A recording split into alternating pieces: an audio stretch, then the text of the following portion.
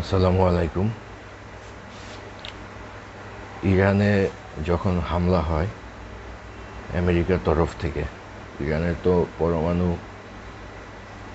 অ্যাক্টরগুলা পরমাণু স্থাপনাগুলোকে সম্পূর্ণভাবে America destroy করে দিছে। শোনা যাচ্ছে যে ক্ষয়ক্ষতি অতটা বেশি হয় নাই, তবে পক্ষে বিপক্ষে অনেক মতই আছে। যাই হোক না কেন, পরমাণু স্থাপনার ক্ষতি হয়েছে বা হয়তো বা ব্যবহারের অনুপযুক্ত হয়ে গেছে। তো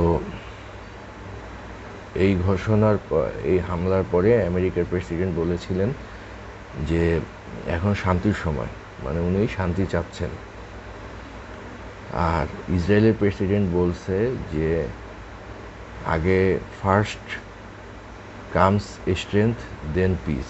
তার মানে হলো শান্তির জন্য শক্তি প্রয়োজন। মানে উনি ওনার চিরায়ত যে পলিসি, শক্তির মাধ্যমে শান্তি প্রতিষ্ঠা করা, ইসরায়েল এই পলিসি থেকে সরে আসে না বা আসবে না।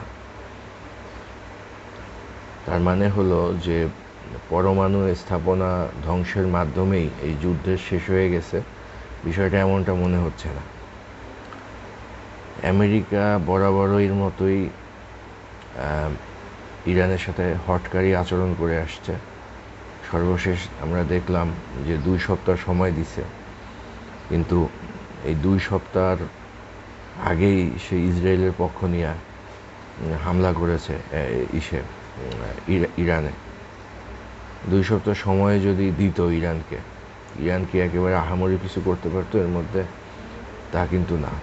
তার মানে হলো পশ্চিমা শক্তি আর হলো আমেরিকা, এরা মূলত ইসরায়েলেরই পক্ষ হয়ে কাজ করবে, আলটিমেটলি তাদের পক্ষ হয়ে কাজ করবে। তো এখন যে বিষয়টা মনে হচ্ছে সেটা হলো শান্তির যে বার্তা দেওয়া হয়েছিল হামলার পর শান্তি আদৌ তো আসবে না, বরং শর্ট স্কেলে ইরান ইসরায়েলের যে যুদ্ধ, এটা কন্টিনিউ করবে। দীর্ঘদিনই টুকটাক একে অপরকে হামলা করবে, এটা কন্টিনিউ হতে থাকবে। যুদ্ধের শুরুটা যাই হোক না কেন, ইরান বেশ ভালো প্রতিরোধ করতে পারছিল।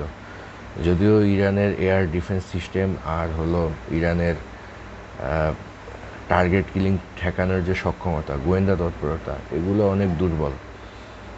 আমরা তাদের মিসাইলের পাওয়ার দেখছি, তাদের সেনাদের মনোবল আমরা দেখেছি, তাদের নিজস্ব শক্তি সামর্থ্য এগুলো আছে, কিন্তু তাদের এয়ার ডিফেন্স সিস্টেম, মিসাইল ঠেকানোর সিস্টেম, এগুলো একেবারেই সে মান্দাতা আমলের। তাদের এয়ারফোর্সের কোনো উল্লেখযোগ্য সফলতা আমরা দেখি নাই।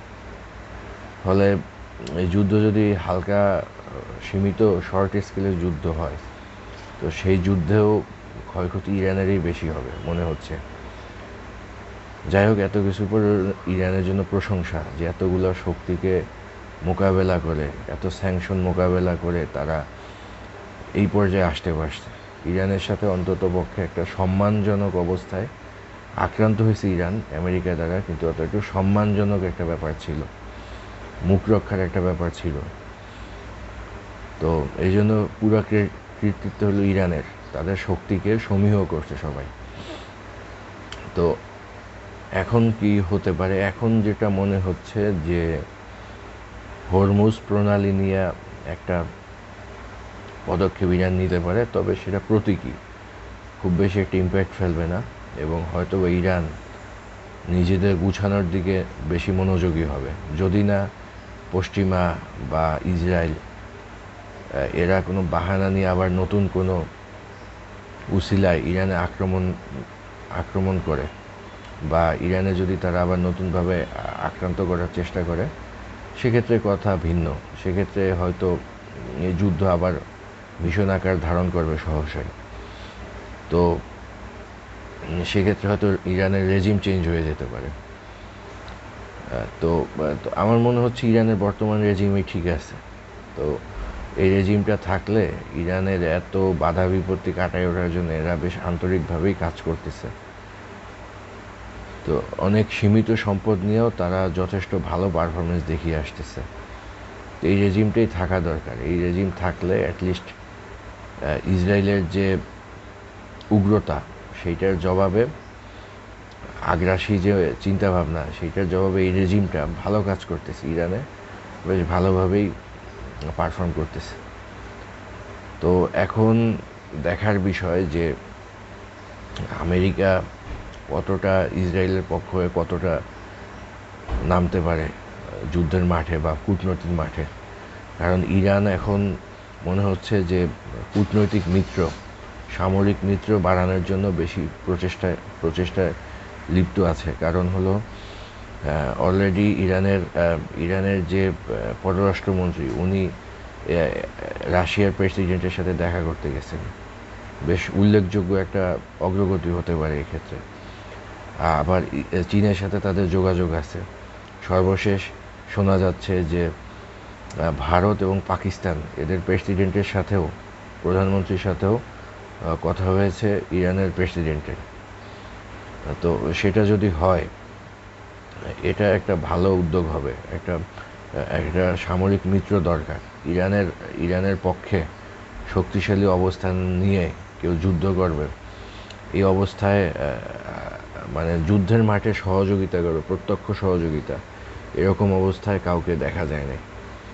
রাশিয়া অনেকটাই সহযোগিতা করছে, চীন বেশ দৃঢ় অবস্থান নিয়ে বক্তৃতা বিবৃতি দিছে, এমনকি অনেক গোলাবারুদ পাঠাইছে। এগুলো খুব প্রশংসনীয়। রাশিয়া, চীন, উত্তর কোরিয়া, এদের যে অবদান, মানে এই যুদ্ধে যে পরোক্ষ অবদান বা প্রত্যক্ষভাবে বেশ সহযোগিতা করা কিছু কিছু ক্ষেত্রে লিমিটেড স্কেলে, এটা বেশ প্রশংসার দাবি রাখে।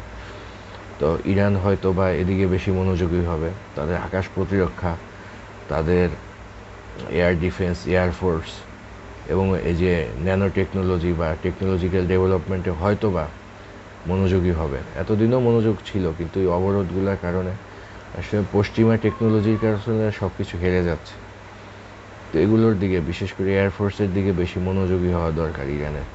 এই দিকগুলো হয়তো ডেভেলপ করবে।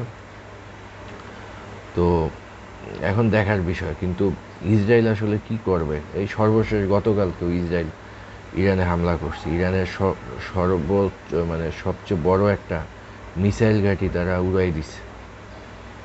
তো ইসরায়েল যদি এভাবে হামলা করতে থাকে, ইরানেরও বাধ্য হয়ে রিয়্যাক্ট করতে হবে। তো সব মিলিয়ে যুদ্ধ শর্ট স্কেলে চলতেই থাকবে এমনটাই মনে হচ্ছে। আর আমেরিকা নতুন কোন বাহানা বের করে, কোন উসিলা বের করে, এটাও একটা দেখার বিষয়। আমরা দূর থেকে এগুলো দেখতেছি আর ভাবতেছি যে কি হতে পারে সামনের দিনগুলোতে।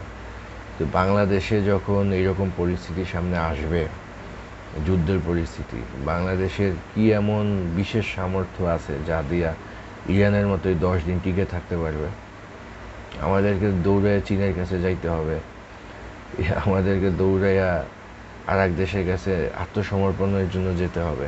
এর বাহিরে নিজেদের কোনো সামর্থ্য আছে আমার মনে হচ্ছে না, বিশেষ কিছু নাই। তো নিজেরা শুধু আমরা লেকচার দিতে পারতেছি, কিন্তু এতটা দুর্বল অবস্থায় থেকে, এত দুর্বল সামরিক বেসামরিক প্রায় সব স্কেলে বাংলাদেশ অত্যন্ত দুর্বল একটা দেশ। তো ইরান আজকে পারছে, আমার মনে হচ্ছে দৃশ্যত ইরান বিজয়ী। আমার কাছে মনে হচ্ছে সামনের দিনগুলোতে কী ধরনের কী হয় জানি না, তবে ইরান দৃশ্যত বিজয়ী। এ থেকে আমাদের অনেক কিছু শেখার আছে। আমরা আশা করতেছি যে ইরানের এই সফলতা থেকে আমরা নিজেদেরকে কিছুটা ডেভেলপ করার চেষ্টা করব।